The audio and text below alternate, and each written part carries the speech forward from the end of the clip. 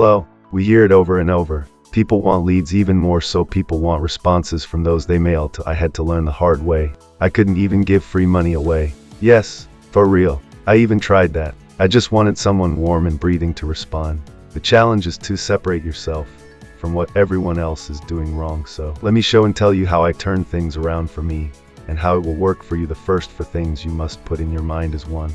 Most people don't like to read. 2. Most people don't read emails from people they don't know, and especially if they didn't request such. Point 3. Most people don't want to be sold to, yet they are willing to buy. 4. It's not about you, it's about them. They don't care about what you have or what you have accomplished. So keeping the above in mind, let's take a look at how to write an ad and what to send to others. Inviting them to join something or even look at something is not effective toward getting responses. When a person receives an email, the first 2 things they look at is who it is from and the subject. Keep in mind, they are scanning their emails, which means they are quickly glancing at the from and subject areas. That takes about 2 seconds. If that long to get their attention, I'm also assuming the email gets to their inbox and has not gone into their spam folder. That's another lesson. So obviously the subject has to get their attention.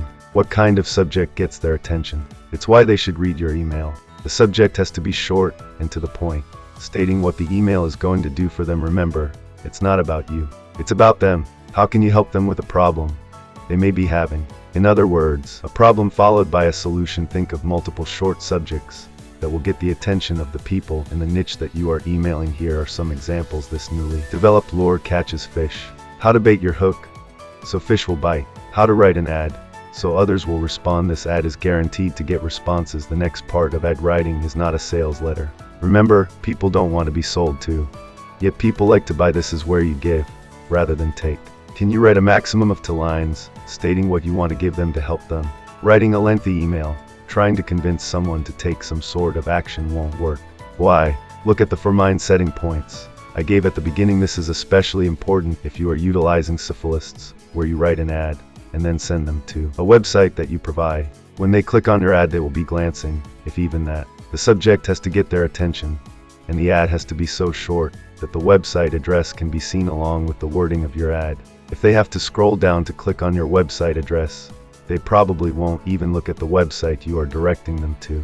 Again, you got to get their attention first. For those people who feel like they have to say more than a couple of lines, they are writing a sales letter. Save that for those who respond. As I think of it, when writing a sales letter, remember, people don't like to read.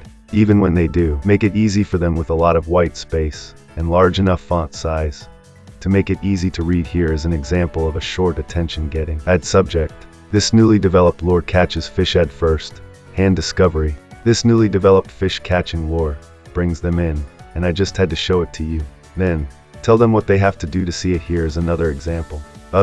Solution to lack of responses to your emails. Ad.